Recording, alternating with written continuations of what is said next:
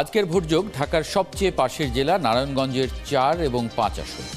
এই দুটি আসনে বরাবরই ওসমান পরিবারের প্রভাব থাকে। ৪ থেকে নির্বাচন করেন আওয়ামী লীগের ডাকসাইটের নেতা শামীম ওসমান, আর ৫-এ তার ভাই নাসিম ওসমান নির্বাচন করতেন। তার মৃত্যুর পর গত দুবারের এমপি আর এক ভাই ব্যবসায়ী সেলিম ওসমান, তিনি আবার জাতীয় পার্টি থেকে নির্বাচন করেন। দর্শক, চলুন জেনে নেই কি ভাবছেন এই আসনের প্রার্থী এবং ভোটাররা। অনুষ্ঠান প্রচারের সময় আমাদের রিপোর্টার আছেন, পাশাপাশি আমরা যুক্ত থাকছি সামাজিক যোগাযোগ মাধ্যমে। সেখানে যুক্ত হয়ে আপনাদের মতামত জানাতে পারেন, প্রশ্ন করতে পারেন। অনুষ্ঠান চলতে চলতে আমরা আপনাদের মতামতগুলো তুলে ধরব। 25,000 দর্শকের এই স্টেডিয়ামে সর্বশেষ 2015 সালে বাংলাদেশ ও ভারতের মধ্যে টেস্ট ম্যাচ হয়েছিল। এরপর থেকেই পানির নিচে উইকেট। বছরের একটা বড় সময় এই প্রকল্পের ভেতরের মানুষ যুদ্ধ করেন ময়লা জমা পানির সাথে। কাজে কোনো দৃশ্যমান নাই। নির্বাচিত যারা প্রতিনিধি তারা কিন্তু সংসদে আজ পর্যন্ত আমি শুনি নাই যে মাননীয় স্পিকার আমাদের এলাকায় শ্রমিকদের জন্য একটা হাসপাতাল দরকার। খালগুলি যেখান থেকে পানির নিষ্কাশন সেটা দেখেছেন কি দুরবস্থা। নারায়ণগঞ্জের মানুষ যেটা বলে তাকে উন্নয়নের জাদুকর। হাজার কোটি টাকা খরচ করেও নারায়ণগঞ্জের ডিএনডি বাঁধের ভেতরে জলাবদ্ধতা কাটেনি। বছরের অনেকটা সময় পানিবন্দী থাকেন ফতুল্লা ও সিদ্ধিরগঞ্জের মানুষ। অথচ এই জলাবদ্ধতা নারায়ণগঞ্জ ৪ আসনের অন্যতম ফ্যাক্টর। জলাবদ্ধতার পাশাপাশি এখানে ভোটের ইস্যু হয়ে উঠতে পারে শ্রমিকদের আবাসনের বিষয়টিও। ভোটাররা আরও জানান, এবারও এখানে লড়াই হবে আওয়ামী লীগ এবং বিএনপির মধ্যে। প্রার্থীও একই থাকার সম্ভাবনা বেশি। মিল্টন আনোয়ারের প্রতিবেদন। ফতুল্লার খান বাহাদুর ওসমান আলী আন্তর্জাতিক ক্রিকেট স্টেডিয়াম। 25,000 দর্শকের এই স্টেডিয়ামে সর্বশেষ 2015 সালে বাংলাদেশ ও ভারতের মধ্যে টেস্ট ম্যাচ হয়েছিল। এরপর থেকেই পানির নিচে উইকেট। ফতুল্লা ও সিদ্ধিরগঞ্জ নিয়ে নারায়ণগঞ্জ ৪ আসন ডিএনডি প্রকল্পের অংশ। বছরের একটা বড় সময় এই প্রকল্পের ভেতরের মানুষ যুদ্ধ করেন ময়লা জমা পানির সাথে। ডিএনডি জলাবদ্ধতা নিরসনে 2017 সালে 550 কোটি টাকার প্রকল্প হাতে নেওয়া হয়। পরে সেই প্রকল্পের ব্যয় দাঁড়ায় 1300 কোটি টাকায়। নাগরিক সমাজের প্রতিনিধিরা বলছেন, 1000 কোটি টাকা জলে গেছে, কিন্তু জলাবদ্ধতা কমেনি। আমার ধারণা 7 লাখ টাকার কাজে কোনো দৃশ্যমান নাই 4 আসনে।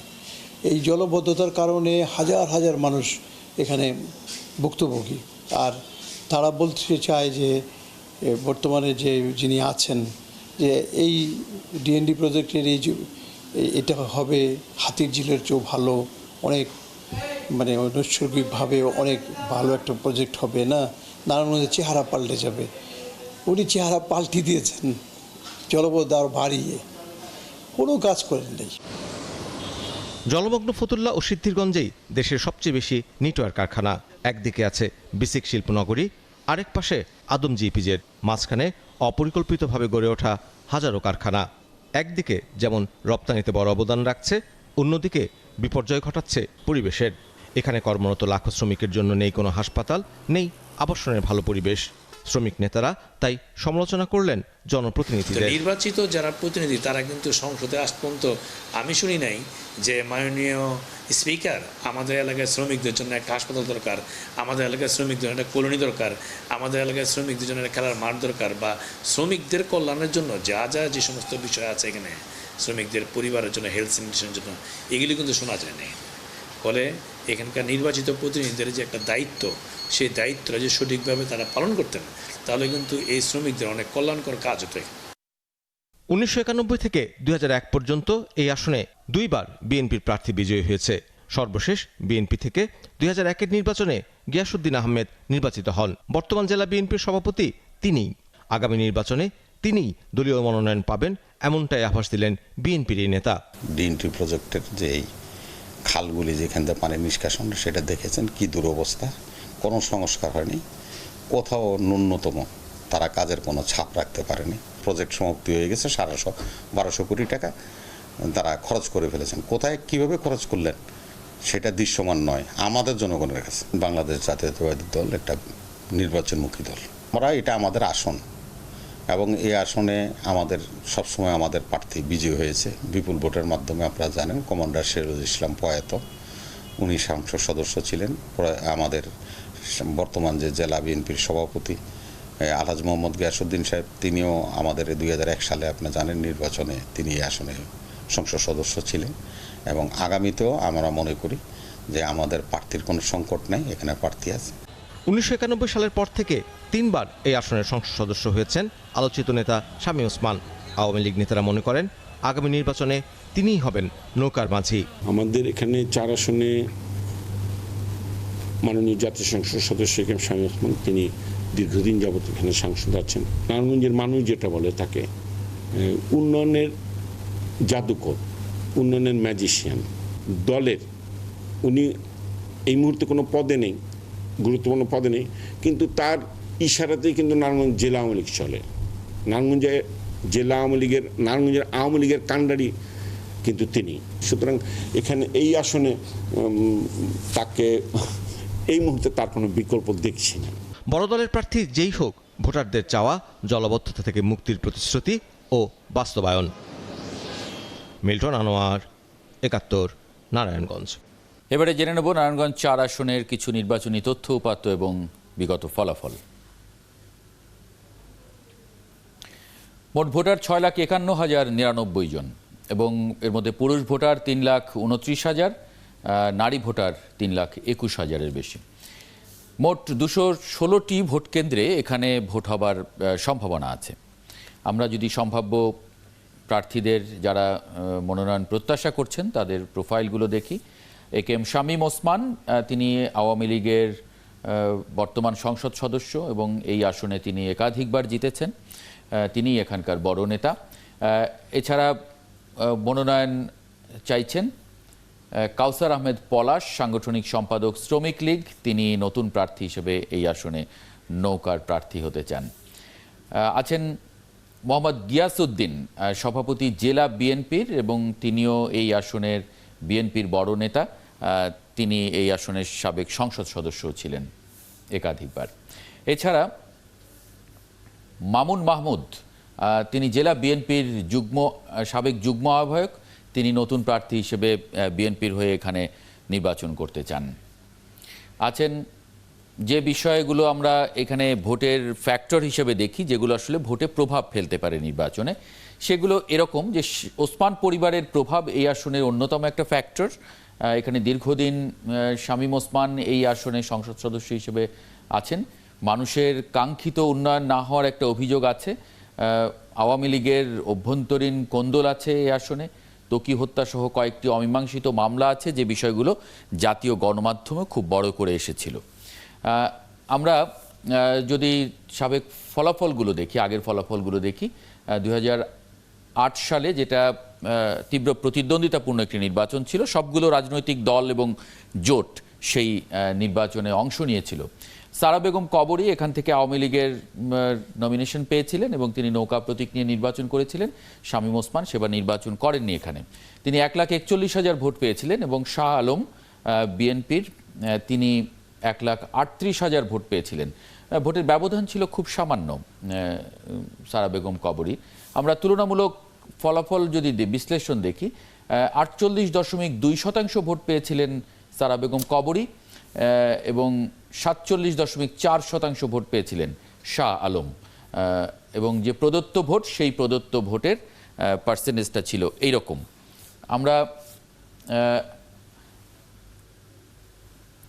আমরা একটু সহকর্মীকে দেখে নেই। আমার সহকর্মী বুলবুল আহমেদ সোহেল, তিনি আমাদের সঙ্গে আছেন। সোহেল, আপনার সঙ্গে কথা বলবো। আমি ভোটারদেরও দেখছি।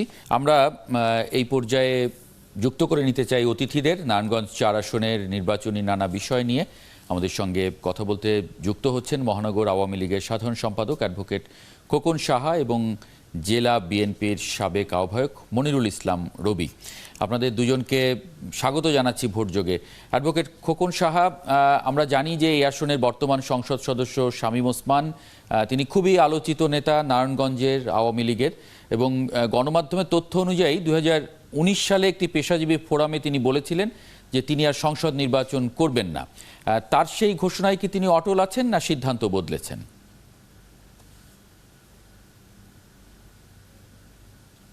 আসলে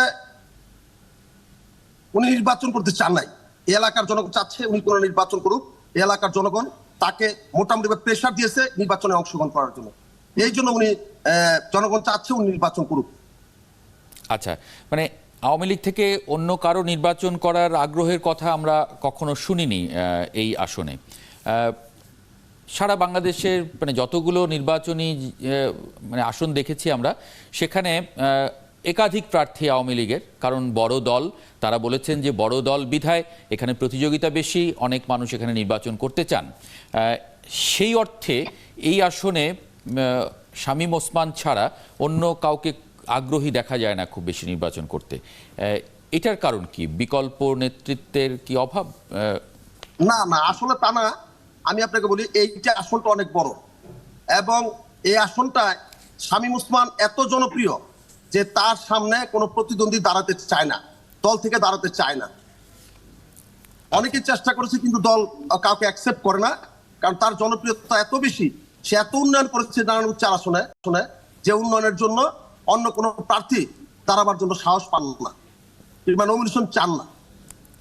আচ্ছা, মনিরুল ইসলাম রবি, এই আসনে 91 এবং 2001 সালে আপনার দলের প্রার্থী জয়ী হয়েছিল, এরপর তেমন কোনো সাংগঠনিক তৎপরতা দেখা যায় না, কারণ কি? ধন্যবাদ আপনাকে এবং 71 জান্নাত।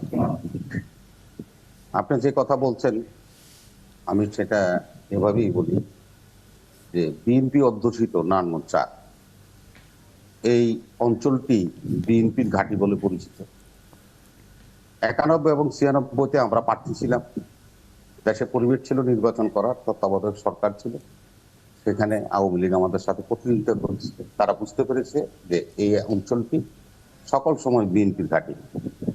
আমরা যেহেতু তত্ত্বাবধায়ক সরকার এবং দল নিরপেক্ষ সরকার নাই, আমরা নির্বাচনে 14তে এবং 18তে অংশগ্রহণ করিনি, একতরফা নির্বাচন হয়েছে, দিনের ভোট রাতে হয়েছে, সেহেতু এই বিষয়ে আর আমি কোনো মন্তব্য করতে চাই না। ধন্যবাদ। জি, সেক্ষেত্রে আপনারা কোনো নির্বাচনী বা গণসংযোগ, সাংগঠনিক গণসংযোগ সেগুলোতে আছেন কিনা? আমাদের নির্বাচনমুখী দল বিএনপি, আমরা সবসময় গণসংযোগ এবং আপনার সভা সমাবেশ, মিটিং, মিছিল ইত্যাদি নিয়ে শহরের বাইরে, গলিতে গলিতে, হাট বাজারে আমাদের কর্মসূচি প্রতিদিনই চলে। অতএব এটাও এক ধরনের নির্বাচনী প্রচারণা বললে আপনার অত্যুক্তি হবে না। মানে আপনারা নির্বিঘ্নে এই গণসংযোগগুলি বা মিছিল, সমাবেশ, সভা এগুলো করতে পারছেন? আমরা এখানে করতে পারছি না। আমরা 19 তারিখে আমাদের জেলায় যে পদযাত্রা হওয়ার কথা ছিল, কাশপুরের বীজ থেকে আমরা পদযাত্রা শুরু করার আগে আওয়ামী লীগ, স্বেচ্ছাসেবক লীগ, মহিলা লীগ, ছাত্রলীগ, সশস্ত্র অবস্থা এবং পুলিশ লীগ আমাদেরকে বাধা দেয় এবং সেখানে 2টা ডায়েরি মামলা করে 2000 লোকের নামে আমাদের আসামি করে মামলা করে দিয়েছে। আমরা যে সব সময় নির্বিঘ্নেই সকল কর্মসূচি করতে পারছি তা না, তবে আমরাও কৌশল অবলম্বন করে নির্বিঘ্ন করার জন্য যা যা করার দরকার তাই আমরা করে থাকি। বিরোধী দল যেটা করে থাকে সেভাবেই আমরা আমাদের কর্মসূচিগুলি বাস্তবায়ন করার জন্য আমরা প্রতিনিয়ত চেষ্টা করে যাচ্ছি। ধন্যবাদ। জি, অ্যাডভোকেট খোকন সাহাব, উনি বাধার কথা বলছিলেন, সে বিষয়ে কি বলবেন? আপনি মহানগর আওয়ামী লীগের সাধারণ সম্পাদক। আমি ধন্যবাদ আপনাকে প্রশ্নটা করার জন্য, এটা অত্যন্ত জরুরি ছিল প্রশ্নটা। বিএনপির বন্ধুরা কেউ যদি একটা প্রমাণ দিতে পারেন যে আওয়ামী লীগ কিংবা ছাত্রলীগ ওনাদের কোন অনুষ্ঠানে বাধা দিয়েছে, তাহলে রাজনীতি ছেড়ে দিল। আমি চ্যালেঞ্জ করে বললাম। উনি যে কথাটা বললেন গত 19 তারিখের প্রোগ্রামে, কবে একটা প্রোগ্রাম বললেন কালো পতাকা মিছিল, সেই মিছিলে একটু যদি দেখাতে পারে নারায়ণগঞ্জ নির্বিঘ্নে সভা সমাবেশ সবকিছু করতেছে, ওনারা যে মিথ্যাবাদী, ওনারা মিথ্যাচার করে বেড়া সারা দেশে, এইটা একটা প্রকৃষ্ট প্রমাণ।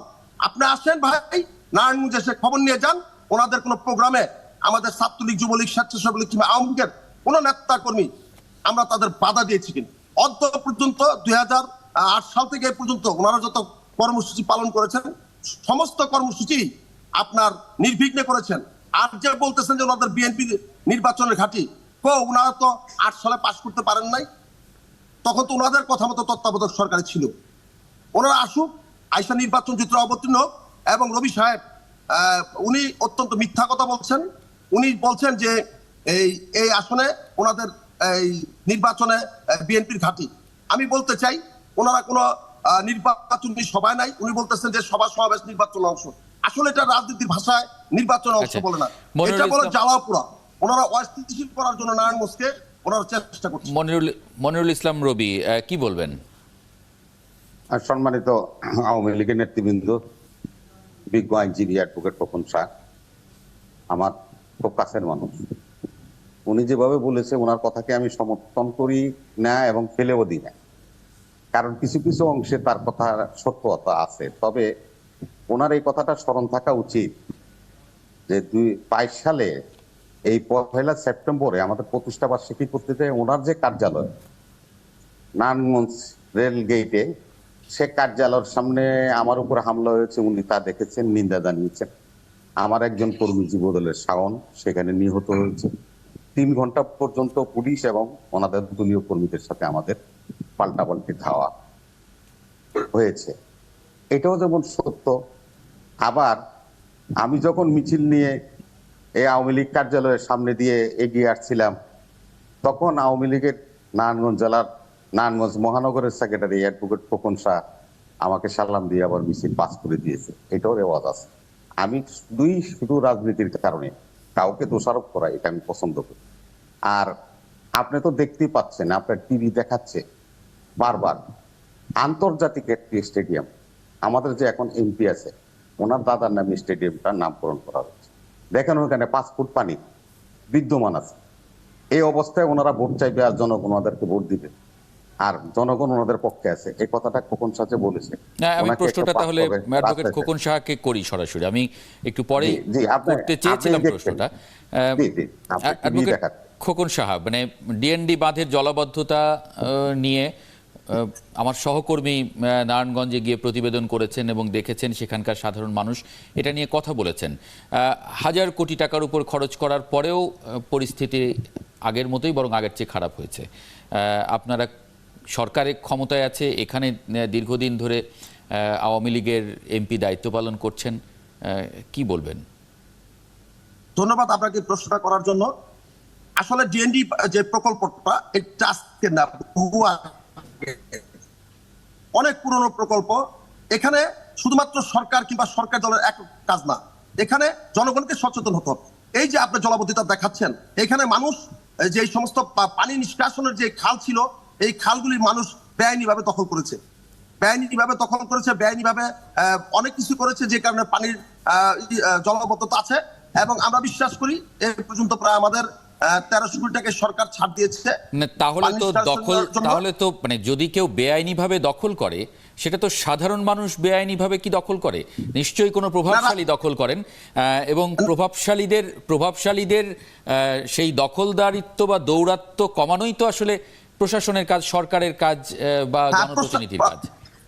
প্রশাসন সেই জন্য নিরসনভাবে কাজ করতেছে।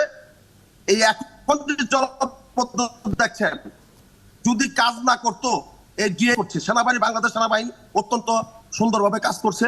আপনি জানেন সেটা তো ভিন্ন আলাপ, কি হতো সেটা ভিন্ন আলাপ, কিন্তু এখন কি পরিস্থিতি আছে সেটা নিয়ে আপনি উল্লেখ করছিলেন যে খালগুলো দখল করেছে। দখলমুক্ত করা তো শামীম ওসমানের মতো একজন প্রভাবশালী নেতা, এতদিন ধরে, দীর্ঘদিন ধরে এই এলাকার এমপি, তার সরকার ক্ষমতায় আছে, আপনারা আছেন, বলছেন যে নারায়ণগঞ্জে আপনাদের প্রভাব আছে।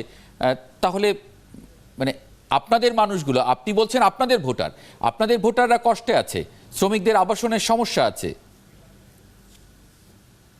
দিয়েছে প্রশাসন এবং মাননীয় সংসদ সদস্যের তত্ত্বাবধানে অনেক খালি দখলমুক্ত হয়েছে, আরো মুক্ত হবে। এবং আমরা বিশ্বাস করি এই আগামী জুনের মধ্যে সম্পূর্ণ দখলমুক্ত হয়ে সমস্ত পানি নিষ্কাশনের সুব্যবস্থা হবে। এটা আমাদের সরকার করবে এবং সরকার প্রতিশ্রুতি দিয়েছে এই জলাবদ্ধতা সরকার অবশ্যই দূর করবে। আগামী জুন মানে আগামী বছরের জুন মাস, আগামী বছরের মধ্যে। এটা একটা দীর্ঘমেয়াদী প্রজেক্ট ভাই, দীর্ঘমেয়াদী প্রজেক্ট।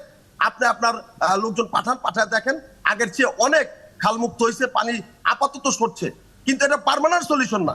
এই পার্মানেন্ট সলিউশন হওয়ার জন্য আপনাকে সরকারকে কিছুদিন সময় দিতে হবে। তাহলে তো আরেকবার এই মানে জিততে হবে এবং নির্বাচনে বিজয়ী হয়ে সেটা দখলমুক্ত করতে হবে। মনিরুল ইসলাম রবি, এই ধরনের নাগরিক সমস্যাগুলোর কথা মানুষ বলেছেন, এবং উনি যেভাবে বললেন যে কাজগুলো হচ্ছে এবং যারা দখল করেছে তাদের দখলমুক্ত করার উদ্যোগও নেওয়া হয়েছে অনেক, সেখানে রাজনৈতিক দলগুলোরও তো নানান ধরনের ভূমিকা আছে। মানে সেখানে কি দেখেন? আপনারাও একটা দীর্ঘদিন মানে এই আসনে দুবারের সংসদ সদস্য আপনার দলের থেকে ছিল। যে আমরা এই যখন জলাবদ্ধতা শুরু হয়েছে এটা দৃষ্টি আকর্ষণ করার জন্য আমাদের আজকের যে সভাপতি আছে আমরা আছি এবং আমার দল সংগঠন আমরা সকলে এটা কিন্তু ডেমনস্ট্রেশন করেছি, সরকারের দৃষ্টি আকর্ষণ করার জন্য চেষ্টা করেছি। যে কথাটা এখানে আওয়ামী লীগের সেক্রেটারি, শহর সেক্রেটারি বলছে, কথাটা কিছুটা আংশিক সত্যতা আছে, কারণ আমরা নিজেরাও কিন্তু এখানে অনেকাংশে দায়ী। এটা হলো ইরিগেশন প্রজেক্ট ছিল 1965 সালে, এখানে ইরিগেশন প্রজেক্ট হিসাবে এটা টিএনপি বাদ দিয়ে এটা ইরিগেশন প্রজেক্ট করা হয়েছিল। সেখানে অসংখ্য খাল ছিল, অসংখ্য ড্রেনেজ ছিল, মানে যে সেচ প্রকল্পের সেচের পানি বিভিন্ন জমিতে প্রবেশ করার জন্য এগুলি সরকারি খাল ছিল। এগুলি আমরা লোভে পড়ে আমরা নিজেরাই অনেকটা এগুলিকে দখল করে ফেলেছি, বেদখল হয়ে গেছে। এই যে আমি যে কথাটা বলছিলাম যে না, কিন্তু সাধারণ মানুষের অভিযোগ কিন্তু ভিন্ন। মানে সেখানে দেখা যাচ্ছে যে আপনারা যতটা ক্ষমতায় আসার জন্য আপনারা রাজনীতি করছেন, ওই এলাকার বড় যে সমস্যা শ্রমিকদের আবাসন এবং এই জলাবদ্ধতা, সেটা নিয়ে আপনাদের খুব বেশি আপনাদের আন্দোলনই দেখা যায়নি। সেটা নিয়ে কি আপনাদেরকে পাওয়াও যায়নি বলে অভিযোগ করেছেন মানুষ। কি জবাব দেবেন? জি ধন্যবাদ। যে আমাদের শ্রমিক নেতা অ্যাডভোকেট ইসমাইল সাহেব যে কথা বলেছে, দেখেন এখানে পার কাঠা জমির দাম হলো 1,50,00,000 টাকা। এখানে শ্রমিকদের আবাসনের জন্য কোন মিল ইন্ডাস্ট্রি, কারণ একসময় আদমজি জুট মিল ছিল যেটা এখন ইপিজেডে রূপান্তরিত করছে আমরা বিএনপি, এবং তার সুফল জনগণ এবং দেশবাসী পাচ্ছে। আর যে সমস্ত আপনার প্রতিষ্ঠান এখন এখানে গড়ে উঠেছে সব বেসরকারি প্রতিষ্ঠান। বেসরকারি মালিকরা আবাসন সমস্যা সরাসরি পড়ে কিনা আমার জানা নাই দেশে, তবে আমাদের এলাকাতে ছোট ছোট করে আবাসন সমস্যা যেগুলি আছে, যাদের ব্যক্তিগত মালিকানায় খালি জমি আছে সেগুলিতে এগুলি হচ্ছে। শ্রমিকরা এখানে নির্বিঘ্নে চলাফেরা করে। আদমজি ইপিজেডে প্রায় 1 লক্ষের উপরে শ্রমিক এখন কর্মরত আছে আমাদের আশেপাশে। আমি ইপিজেড এলাকার লোক, এখানে তারা সকলে স্বাচ্ছন্দ্যে বসবাস করে। কোথাও বসবাসের বিষয়ে কোনো রকম আন্দোলন হয়েছে, সংগ্রাম হয়েছে বা কোনো বিক্ষোভ হয়েছে আমার জানা নাই। তবে এই বিষয়টাকে আমি আপনার দৃষ্টি আকর্ষণ এইভাবেই করতে চাই, এই যে আমাদের আওয়ামী লীগের সেক্রেটারি সাহেব যেখানে বসে আছেন, এই তার থেকে 100 গজ দূরে একটা জায়গা আছে, সেটা হলো আপনার জালকুড়ি। এই জালকুড়ি একটা বিল আছে দীর্ঘ সময়, এটা সেক্রেটারি সাহেব নিজেও জানে। আচ্ছা, দীর্ঘ সময় এখানে জলাবদ্ধতা থাকে। এখানে যে মেইন চ্যানেলটা আছে, ক্যানেল, যেখান দিয়ে পানিটা ডিওয়াটারিং হয়, ইচ্ছা করলে আমি 1 সেকেন্ড পাই, ইচ্ছা করলে ওই যে জলাবদ্ধতার জায়গাটা, এই সারাউন্ডিং জায়গাটাকে যদি আপনার এই মূল ক্যানেলটার সাথে একটু কাইটা সংযোগ করে দেওয়া যায়, তাহলে এই পানিটা কিন্তু বাইরে হয়ে যায়। এটাও ঠিক আছে, এটাও 12,500 কোটি টাকার মধ্যে। সাধারণ মানুষের সেই কথায়, সেই সাধারণ মানুষ যেটা চায় সেটার সঙ্গে আপনাদেরকেও পাওয়া যায়নি, বিএনপিকেও পাওয়া যায়নি। এইটা অভিযোগটা সাধারণ মানুষ করেছেন আমার সহকর্মীর কাছে। অ্যাডভোকেট খোকন সাহা, আপনাদের এখানে আওয়ামী লীগের মধ্যে দ্বন্দ্বের আভাস আছে। আমরা একাধিকবার জাতীয় গণমাধ্যমগুলোতে খুব বড় করে আওয়ামী লীগের ভিতরে অভ্যন্তরীণ যে কোন্দল, সেটাকে সামনে আসতে দেখেছি বড় করে। সেটা নিয়ে কি বলবেন? আমি আপনাকে বলতে চাই ধন্যবাদ এই প্রশ্নটা করার জন্য। এটা নেতৃত্বের প্রতিযোগিতা আছে, কিন্তু আসলে অভ্যন্তরীণ কোনো দ্বন্দ্ব নাই। আমাদের নেতৃত্বের প্রতিযোগিতা আছে, আমি আবারও বলছি, নেতৃত্বের প্রতিযোগিতা আছে। অভ্যন্তরীণ আমাদের দলের প্রশ্নে, নেত্রীর প্রশ্নে, দেশের প্রশ্নে, দলের প্রশ্নে কোনো কুন্দল নাই আমাদের। এবং আরেকটা অভিযোগ আছে যে এই আসনের সংসদ সদস্য শামীম ওসমান পাশের আসনে গিয়েও প্রভাব বিস্তার করেন, নারায়ণগঞ্জ 5 আসনে, এবং সেখানে মেয়রের সঙ্গেও তার একটা দ্বন্দ্ব, একটা টেনশন দুজনের মধ্যে আছে। সেই বিষয়ে, সেই অভিযোগের বিষয়ে কি বলবেন? এটা আসলে কোনো অভিযোগই না, কারণ মেয়র এলাকাটা শামীম ওসমানের এলাকায়। মেয়র এলাকাটা শুধুমাত্র শহর না, আপনাকে জানতে হবে সিদ্ধিরগঞ্জের সিংহবাগ, সিদ্ধিরগঞ্জের পুরাটাই সিংহবাগ এলাকায় মেয়র এলাকা। সেই মেয়র এলাকায় ওনারও নিজস্ব নির্বাচনী এলাকা। জি, সেই নির্বাচনী এলাকায় প্রভাব তৈরির অভিযোগও আছে তার। না, এটা সত্য না, এটা সম্পূর্ণ মিথ্যা। যদি আপনাকে কেউ বলে থাকে মিথ্যা বলেছে, জি, তথ্যটা সঠিক দেয়নি। জি, অনেক ধন্যবাদ অ্যাডভোকেট খোকন সাহা। এবং আমি একটু একটা ছোট্ট কথা বলতে, জি, এখানে আওয়ামী লীগ সেক্রেটারি সাহেব আছে, জি, এই যে আপনার সংখ্যালঘুদের যে ভোট, আমাদের এটা কিন্তু ফ্যাক্টর। নারায়ণগঞ্জ শহরের নামটা দেখে বুঝতে পারে এখানে ব্যাপক সংখ্যালঘুদের ভোট আছে। আমাদের যে সেক্রেটারি সাহেব, উনি নিজেই কিছুদিন আগে একটা প্রশ্ন করেছিলেন, এবং গত কয়েকদিন আগে উনি বক্তব্য বলেছেন, ওনাদের দলের একজন বড় নেতা দেবোত্তর সম্পত্তি দখল করে নিয়ে গেছে। তারপর থেকে এই মাইনরিটি গ্রুপটা সবগুলি কিন্তু আমাদের বিএনপির সাথে যোগাযোগ করে এবং আমাদের বিএনপি পন্থী হয়ে গেছে। আমি ধন্যবাদ জানাই খোকন শাহকে এই সত্য কথাটা বলে সামনে নিয়ে এসে আমাদের জন্য উপকার করেছে। ধন্যবাদ আপনাদের তাহলে একটু সকলকে। খোকন শাহর জবাবটা একটু নেই। এরকম কোনো ঘটনা ঘটেছে?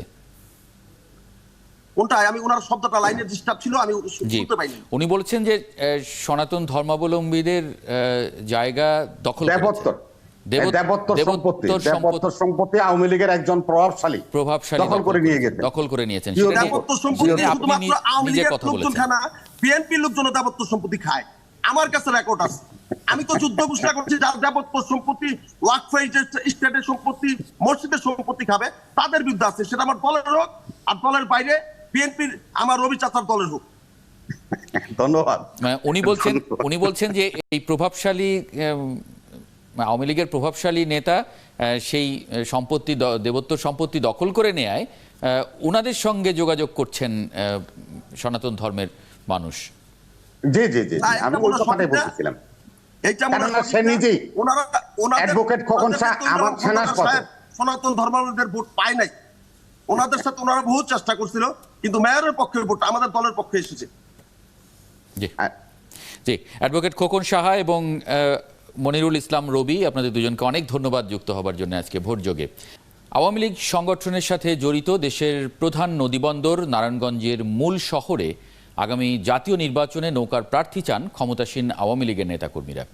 নৌকার প্রার্থী না থাকায় গুরুত্বপূর্ণ এই শহরে কাঙ্ক্ষিত উন্নতি হয়নি বলে তাদের মত। যদিও গেল 3 বার এই আসনে জয়ী জাতীয় পার্টির নেতারা বলছেন তারাই একক প্রার্থী হবেন, আর বিএনপি চায় এই আসন পুনরুদ্ধার করতে।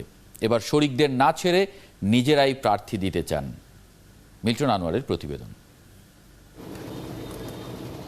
শীতলক্ষার তীরে গড়ে ওঠা নারায়ণগঞ্জ বাংলাদেশের প্রধান নদীবন্দর। এককালে এই নদীবন্দরই ছিল ঢাকা প্রবেশের প্রধান দুয়ার। নদীর একপারে নারায়ণগঞ্জের মূল শহর, অন্য পারে বন্দর। এই দুই এলাকা নিয়ে নারায়ণগঞ্জ 5 আসন। দীর্ঘদিন দুই পারের মানুষের দাবি একটি সেতুর, কিন্তু আজও তা পূরণ হয়নি। অ্যাক্সিডেন্টের ভয় থাকে, যখন নৌকা ডুবে থাকে কিংবা ট্রলারের বাড়ি খায় অন্য জাহাজের সাথে, এরকম অ্যাক্সিডেন্ট দুর্ঘটনা ঘটে। এখানে যদি ব্রিজ হইতো তাহলে আরো এখানে অ্যাক্সিডেন্ট বা দুর্ঘটনা যে কোনো থেকে রক্ষা পাওয়া যেত। এখানে ব্রিজটা অতি প্রয়োজন। এই কারণে প্রায় সময় ট্রলারে বাড়ি খেয়ে মানুষ অ্যাক্সিডেন্ট হয়, ডুবে মারা যায়। এটা দীর্ঘদিনের চলছে। ঢাকার সবচেয়ে কাছে এবং রপ্তানিমুখী শিল্পাঞ্চল হওয়ায় গেল 1 দশকে নারায়ণগঞ্জে মানুষের সংখ্যা বেড়েছে, কিন্তু মাত্র একটি সড়ককে কেন্দ্র করে মূল শহর। হকার, ব্যাটারি চালিত গাড়ি আর যত্রতত্র বাস স্ট্যান্ডের চাপে সেই সড়ক দিনের বেশিরভাগ সময় থাকে যানজটে অচল। 2 নাম্বার গেট থেকে চাষারায় অনেক যানজট হয়। এর কারণ হচ্ছে আপনার ব্যাটারি চালিত অটোরিকশা আর মানে যে অবৈধ পার্কিংগুলা, মানে যত্রতত্র দাঁড় করে রাখে। এই যে ফুটপাতে যেখানে দাঁড় করানোর কথা না দাঁড় করে রাখছে, এই জন্য জামটা বেশি হয়। 1948 সালের 15 মে নারায়ণগঞ্জ শহরের মিউচুয়াল ক্লাবে আওয়ামী লীগ গঠনের প্রস্তুতি সভা হয়েছিল। বঙ্গবন্ধুর আত্মজীবনীতে সেই তথ্য আছে, কিন্তু আওয়ামী লীগের জন্মের সাথে জড়িত এই শহরে গেল 3 দফায় নেই নৌকার কোনো প্রার্থী। এই যে বিগত 15টা বছর নারায়ণগঞ্জের মানুষ আওয়ামী লীগের প্রার্থীর এই নৌকা মার্গে ভুলে যেতে চাচ্ছে। এক, দ্বিতীয় কথা হইল এই 5 আসনটা আওয়ামী লীগের প্রার্থী না হওয়ার কারণে সাংগঠনিকভাবে আওয়ামী লীগ খুব দুর্বল হয়ে যাচ্ছে। এমপি ও মেয়রের সাথে সমন্বয়ের অভাব ও পাশের আসনের এমপির অযাচিত হস্তক্ষেপের কারণে যানজট কমছে না। পাশাপাশি দলীয় এমপি না থাকায় শীতলক্ষায় সেতুও হয়নি বললেন তিনি। সিটি কর্পোরেশন এলাকায় যদি আইসা অন্য এলাকার এমপি সেই জায়গায় খবরদারি করে, তাহলে আসলেই সিটি কর্পোরেশনের এই জায়গায় খবরদারিত করার কথা, সে তার কার্যক্রম থেকে বঞ্চিত হইতেছে। যেহেতু জাতীয় পার্টির এমপি, সে তো আজকে যে যদি আওয়ামী লীগের এমপি থাকতো তাহলে দুজনে বসে একত্রে বসা এটা সমঝোতা পৌঁছে পারত। এই আসনে 2 বার বিএনপি থেকে নির্বাচিত হয়েছেন আবুল কালাম। গেল নির্বাচনে এই আসনটি ছেড়ে দেওয়া হয় আওয়ামী লীগের সাবেক এমপি ও ঐক্যফ্রন্টের প্রার্থী SM আকরামকে। বর্তমানে এই দুজনেই শারীরিকভাবে অসুস্থ। তাই এই আসনে মনোনয়ন চান বেশ কয়েকবার নির্বাচিত হওয়া আলোচিত কাউন্সিলর মাকসুদুল আলম খন্দকার। আমি আসলে দীর্ঘদিন যাবৎ বিএনপি রাজনীতির সাথে সম্পৃক্ত এবং গত 19 বছর যাবৎ সিটি কর্পোরেশনের কাউন্সিলর হিসাবে দায়িত্ব পালন করছি এবং পাশাপাশি আমি মনে করি দলীয় রাজনৈতিক কর্মী হিসাবে তো কর্মীর দাবি থাকতেই পারে যে সে একটা লক্ষ্যে পৌঁছাইতে চায়, এই একটা বিষয়। আরেকটা বিষয় হচ্ছে যে আমি মনে করি যে জনগণের সাথে আমাদের সম্পৃক্ততা আছে এবং এই কারণেই আমি মানুষকে আরও অধিকতর সেবা দেওয়ার জন্য, মানুষের আরও কাছাকাছি যাওয়ার জন্যই আমি আসলে প্রার্থী। গেল 3 নির্বাচনে এই আসন ছেড়ে দেওয়া হয়েছে জাতীয় পার্টিকে এবং সেখান থেকে নির্বাচিত হয়েছেন ওসমান পরিবারের সদস্যরা। 2008-এ নাসিম ওসমান নির্বাচিত হন। তার মৃত্যুর পর থেকে সেলিম ওসমান এই আসনের সংসদ সদস্য। তাহলে এখন আমরা বলবো যে আমরা বিরোধী দল হিসেবে নির্বাচন করব এবং আমাদের বর্তমান এমপি এলাকায় যেহেতু অনেক কাজ করছে, উনি আমাদের ফিট ক্যান্ডিডেট। এই আসনে সেলিম ওসমানের মতো লোক মহাজোট হলেও আমার দৃঢ় বিশ্বাস মহাজোট হলেও উনি ক্যান্ডিডেট হবে, আর মূল জাতীয় পার্টিতে উনি একক ক্যান্ডিডেট। আমাদের বিকল্প কোনো ক্যান্ডিডেট এখনো জন্ম হয়নি, আমাদের পাচ্ছে।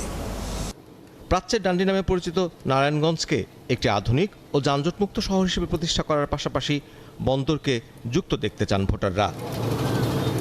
মিল্টন আনোয়ার, 71, নারায়ণগঞ্জ। এবারে জেনে নেব নারায়ণগঞ্জ 5 আসনের আরও কিছু নির্বাচনী তথ্য উপাত্ত এবং ফলাফল। নারায়ণগঞ্জ 5-এ ভোটার আছে 4,45,616 জন এবং এর মধ্যে পুরুষ আছে 2,25,000-এর বেশি এবং নারী ভোটার আছেন 2,20,000-এর বেশি। 171টি ভোট কেন্দ্রে মোট ভোট হবার কথা আছে এই আসনে, সাধারণত এরকমই হয়। এবারে দেখে নেই কারা এই আসন থেকে মনোনয়ন পেতে পারেন। আনোয়ার হোসেন, সভাপতি মহানগর আওয়ামী লীগের, তিনি নমিনেশন চাইছেন, নৌকার প্রতীককে নির্বাচন করতে চান এই আসনে আওয়ামী লীগের হয়ে। এছাড়া নির্বাচন করতে চান খোকন সাহা, সাধারণ সম্পাদক মহানগর আওয়ামী লীগের, তিনিও নতুন প্রার্থী এই আসনে নৌকার। এছাড়া প্রার্থী হতে চান আবুল কালাম, কেন্দ্রীয় নির্বাহী সদস্য বিএনপির এবং সাবেক সংসদ সদস্য, এই আসনে ধানের শীষ প্রতীকে তিনি নির্বাচন করতে চান। আতাউর রহমান মুকুল, তিনি সাবেক সভাপতি মহানগর বিএনপির, তিনিও নির্বাচন করতে চান এই আসনে বিএনপি থেকে। আমরা যদি ভোটের এছাড়া একেএম সেলিম ওসমান, তিনি বর্তমান সংসদ সদস্য এবং প্রেসিডিয়াম সদস্য জাতীয় পার্টির, তিনি এই আসনে লাঙ্গল প্রতীকে নির্বাচন করতে চান এবং তিনি পরপর দুবারের এমপি এই আসনে। এছাড়া পারভিন ওসমান, নাসিম ওসমানের স্ত্রী, তিনি এই আসনে নির্বাচন করতে চান। নাসিম ওসমান, আপনারা জেনে থাকবেন যে এই আসনে একসময় তিনি নির্বাচন করতেন, জাতীয় পার্টির হয়ে তিনি বেশ কয়েকবার এই আসনে জিতেছেন। এরপরে তার মৃত্যুর পর সেলিম ওসমান এই আসনে, তারই ছোট ভাই সেলিম ওসমান এই আসনে তিনি প্রার্থী হয়েছেন, জাতীয় পার্টি থেকে নির্বাচিত হয়েছেন। নাসিম ওসমানের স্ত্রীও এই আসনে লাঙ্গলের প্রার্থী হতে চান। এছাড়া যেগুলো ফ্যাক্টর ভোটের আমরা যদি এই আসনে দেখি, নারায়ণগঞ্জ 4 আসনের মতোই নারায়ণগঞ্জ 5-এ ওসমান পরিবারের প্রভাব সেটা আছে। আওয়ামী লীগ এবং জাতীয় পার্টির একটি অলিখিত জোট আছে এই আসনে, সেটা কেন্দ্রীয়ভাবে আওয়ামী লীগ এবং বিএনপি জোটে থাকুক না থাকুক সবসময় দেখা গেছে। বিএনপির দুর্বল সাংগঠনিক কাঠামো, এটা ভোটের ফ্যাক্টর এখানে হয়। বাণিজ্যিক এলাকায় ব্যবসায়ীদের সমর্থন, এটা একটি অনেক বড় বিষয় এবং সেলিম ওসমান যেহেতু একজন ব্যবসায়ী নেতাও সঙ্গে, তার একটা প্রভাব এই এলাকায় আছে। মোটামুটি এগুলোই মোটা দাগে ফ্যাক্টর। আমরা যদি ফলাফল দেখে নিই, সাবেক ফলাফল 2008 সালের নির্বাচনে, যেটা তীব্র প্রতিদ্বন্দ্বিতাপূর্ণ একটি নির্বাচন ছিল এবং সবগুলো রাজনৈতিক দল এবং জোট সে নির্বাচনে অংশ নিয়েছিল। সেখানে জাতীয় পার্টি জিতেছিল, মহাজোটের প্রার্থী হিসেবে নাসিম ওসমান নির্বাচন করেছিলেন এবং 1,74,651 ভোট পেয়েছিলেন এবং তার প্রতিদ্বন্দ্বী ছিলেন আবুল কালাম, তিনি বিএনপি বা 4 দলীয় জোটের প্রার্থী ছিলেন, এখানে 1,27,149 ভোট পেয়েছিলেন। আমরা যদি ফলাফলের তুলনামূলক চিত্রটা একটু দেখি, মোট যে প্রদত্ত ভোট, সেই প্রদত্ত ভোটের 56.1% ভোট পেয়েছিলেন নাসিম ওসমান এবং 40.8% ভোট পেয়েছিলেন বিএনপির আবুল কালাম। আমরা ফলাফলের বিশ্লেষণ নিলাম, আমরা তথ্য উপাত্তগুলো দেখে নিলাম এই আসন। আমাদের সহকর্মী বুলবুল আহমেদ সোহেল তিনি আমাদের সঙ্গে যুক্ত হচ্ছেন নারায়ণগঞ্জ 5 আসনের ভোটার এবং ভোটারদের সঙ্গে করে। বুলবুল আহমেদ সোহেল, আপনার কাছে একটু প্রশ্ন জানতে চাই, বিশেষ করে এই আসনের ভোটার এবং অধিবাসীদের কাছ থেকে, অতিথিদের কাছে যে প্রশ্নগুলো আমরা একটু সরাসরি করতে চাই। সোহেল।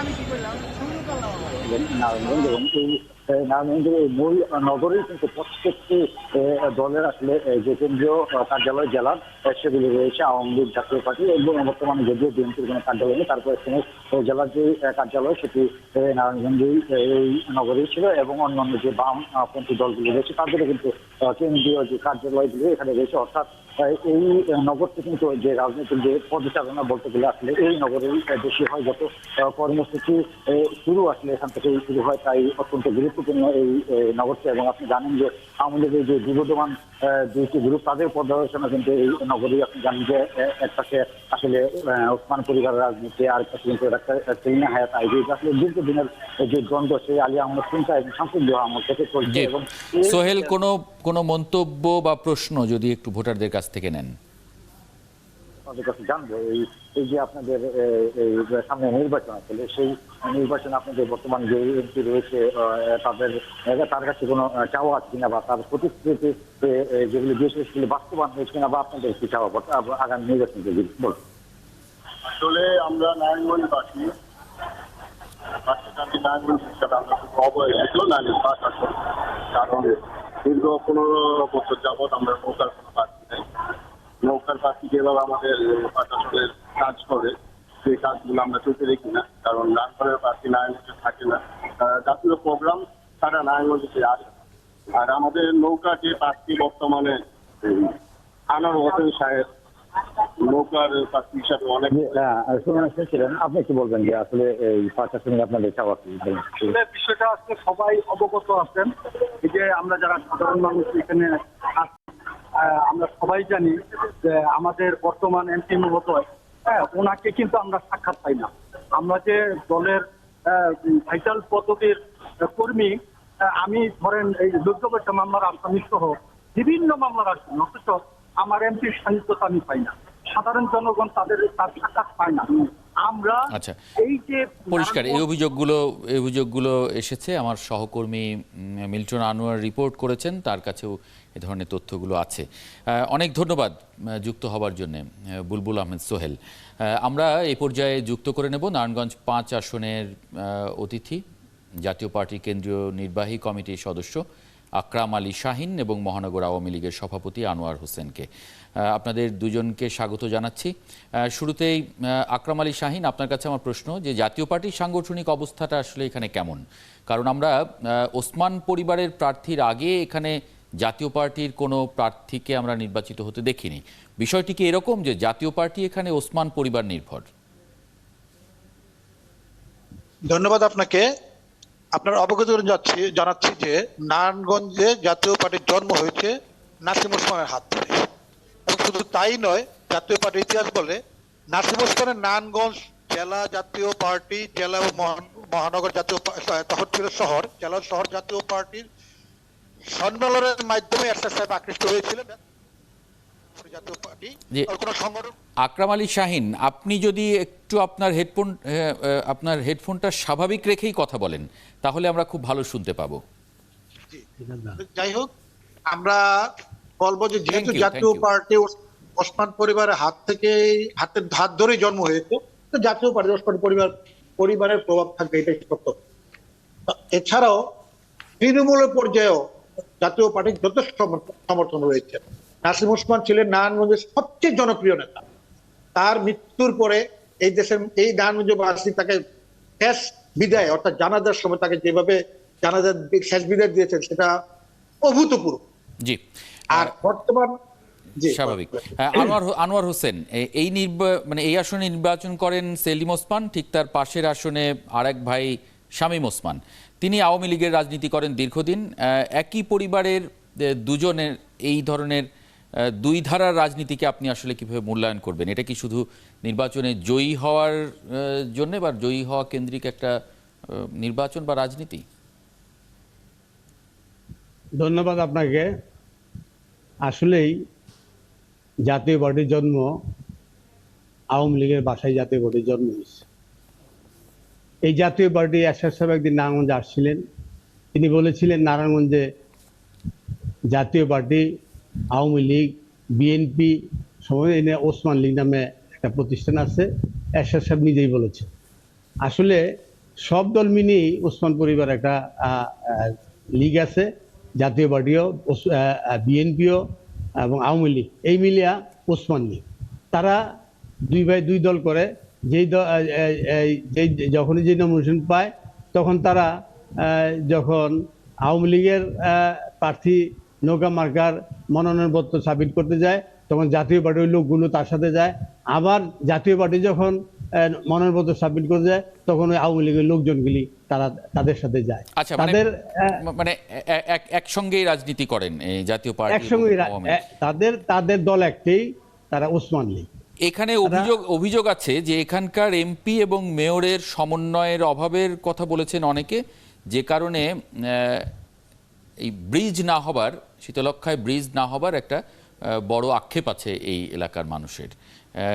কি বলবেন এই অভিযোগ সম্পর্কে? ব্রিজের পরিকল্পনা অনেক আগেই আমাদের নেত্রী বঙ্গবন্ধু কন্যা শেখ হাসিনা এই ব্রিজ একটা স্বপ্ন হয়েছিল, শীতলক্ষ্যা ব্রিজ।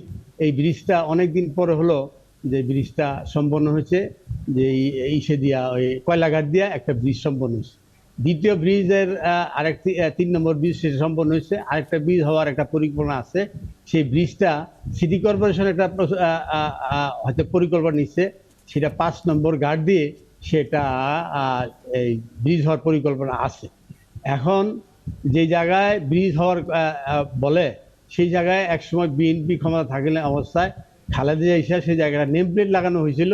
তৎকালীন এমপি যখন ছিল এই আবুল কালাম সাহেব, সেই জায়গা দিয়ে ব্রিজ করা সম্ভব না, সেই জায়গার সংকুলন না, সেই ব্রিজটা সম্পন্ন করা সম্ভব হয় না। তারা এমপি এবং মেয়রের যে দ্বন্দ্বের কথা আমরা শুনি, এখানে প্রকাশ্য দ্বন্দ্ব আওয়ামী লীগের ভেতরে, সেটা নিয়ে কি বলবেন আপনি? এটা স্বাভাবিক আছে। একটা বড় দল, সেই বড় দলের মধ্যে একটা পরিবারের মধ্যে ঝগড়াঝাটি থাকে, বিভিন্ন চাওয়া থাকে, একটা দলের মধ্যে সেই অবস্থাটুকু আছে। এইটা আসলে এই নারায়ণগঞ্জে বিভিন্ন যে যানজট, হকার, এই সমস্ত মেয়র উচ্ছেদ করতে চাইলে নির্বাচনে এই দ্বন্দ্ব প্রভাব ফেলবে কিনা? নির্বাচনে আমাদের সমস্ত কিছু এক জিনিস, যেমন শেখ হাসিনা আমাদের যাকে মনোনয়ন দিবে আমরা সবাই একজোট হয়ে তার পক্ষে নামবো, আমরা সেটাই কাজ করব। নির্বাচনে পরে আমাদের এই সমস্ত এই হকার, এই সমস্ত ফুটপাত, এই সমস্ত নিয়ে একটা নিজেদের মধ্যে সমস্যা আছে, লাগালাগি আছে, কিন্তু নির্বাচন যখন আসে তখন কিন্তু আমরা সবাই ঐক্যবদ্ধ নৌকার পক্ষে আমরা কাজ করি। পরিষ্কার, আমরা নৌকার পক্ষে। কিন্তু এখানে তো নৌকা কখনো নির্বাচন করে না, নৌকা আপনারা পাননি। নির্বাচন করে 1996 সালে আমরা নির্বাচনে আওয়ামী লীগ সে প্রার্থী হয়েছিল, SM আকরাম সে আওয়ামী লীগের প্রার্থী বিপুল ভোটে জয়লাভ করছিল। সে যে বিএনপি আর জাতীয় পার্টি তার সাথে পরাজিত বরণ করছিল। তারপর থেকে আমরা আর এই বিভিন্ন জোটের কারণে আমরা এই এলাকায় আমরা নৌকা পাচ্ছি না। আমরা আমাদের জননেত্রী শেখ হাসিনার কাছে এবার আমরা জোরালো দাবি করছি সাংগঠনিকভাবে যে এই আসনে আমাদের নৌকার প্রার্থী দেব। আমি একজন নৌকার প্রার্থী হতে ইচ্ছুক।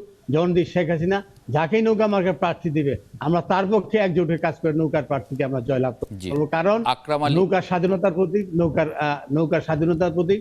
নৌকা হইল আমাদের আওয়ামী লীগের এই এলাকার অস্তিত্বের। আকরাম আলী শাহিন, মানে আগে নাসিম ওসমান নির্বাচন করতেন, এখন সেলিম ওসমান নির্বাচন করেন জাতীয় পার্টি থেকে। এছাড়া আপনার দলের মানে সাংগঠনিক অবস্থাটা আসলে কীরকম, যে অন্য কেউ এই আসনে নির্বাচন করার জন্য আগ্রহী হননি? কখনোই কারো নাম আমরা দেখিনি, নাম শোনাও যায় না। এটা কি মানে জাতীয় পার্টির সঙ্গে যদি আওয়ামী লীগের জোট না হয় তাহলেও কি এই ধরনের প্রভাব, উনি যেমন বলছিলেন যে আওয়ামী লীগ এবং জাতীয় পার্টি এখানে আসলে একসঙ্গেই নির্বাচন করে বা একই প্রার্থী থাকে, একই রকম থাকে? রাজনৈতিক কারণে অনেক মন্তব্য করে। এখানে সম্বোধন যে কথাটা বললেন সে কথাটা হলো একটা এমপি বা জনপ্রতিনিধি কিন্তু সবার জনপ্রতিনিধি, যিনি বিএনপি করেন তার যদি কোনো একটা সার্টিফিকেটের প্রয়োজন হয় এমপি সাহেবের, তার কাছে যাবে। আমি বিএনপি করতে কার কাছে যাবো? জাতীয় পার্টির কাছে যাবো যদি আমাকে বিদায় করে দেয়? না, এমপি হবে সবার, মেয়র হবে সবার, চেয়ারম্যান হবে সবার। তা এসএসএফ বলেছেন যে উনি এখানে যে এসএসএফকে সম্মান জানানোর জন্য সব দলের লোকেরা অংশগ্রহণ করেছিলেন। এসএসএফ অভিভূত হয়ে পড়েছিলেন যে বলছে এটা কি, এখানে তো সবাই মিলে আমাদের এই অনুষ্ঠানে আসছে, আমাকে সম্মানিত করছে। এটা থেকে অবাক হয়ে গিয়ে বলেছে এটা তো তাহলে আওয়ামী লীগ বিএনপি জাতীয় পার্টি সবাই তো এক দলের সদস্য, অর্থাৎ সবাই এক মানে জনপ্রতিনিধিকেই পছন্দ করতেছে, এই কারণে তারা সবাই আছে। আকরাম আলী শাহীন এবং আনোয়ার হোসেন, আপনাদের দুজনকে অনেক ধন্যবাদ যুক্ত হবার জন্য আজকের ভোটযোগে। উন্নয়নের ধারা অব্যাহত রাখতে নৌকায় ভোট দেওয়ার আহ্বান জানিয়েছেন আওয়ামী লীগের শিল্প ও বাণিজ্য বিষয়ক কেন্দ্রীয় উপকমিটির সদস্য খন্দকার মশিউজ্জামান রোমেল। রবিবার টাঙ্গাইলে গোবিন্দবাসী ইউনিয়নের শোক দিবস উপলক্ষে আয়োজিত আলোচনা সভায় তিনি একথা বলেন। সুরুজ্জামান সুরুজের সভাপতিত্বে আলোচনা সভায় মশিউর রহমান আরও বলেন, প্রধানমন্ত্রী শেখ হাসিনা বিশ্বব্যাংককে চ্যালেঞ্জ দিয়ে পদ্মা সেতু করে দেখিয়েছেন, পাশাপাশি মেট্রো রেল, বঙ্গবন্ধু টানেলের মতো মেগা প্রকল্প হাতে নিয়েছেন। আওয়ামী লীগ ক্ষমতায় থাকায় শিক্ষার হারও বেড়েছে কয়েক গুণ।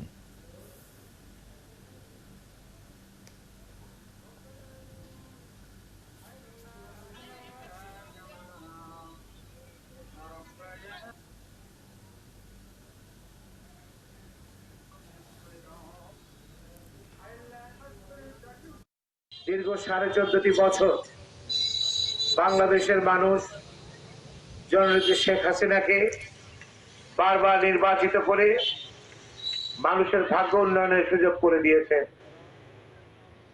আজকে বাংলাদেশ পৃথিবীর মানচিত্রে মাথা উঁচু করে দাঁড়িয়ে বলতে পারে যে আমাদের কোনো খাদ্যের অভাব নেই।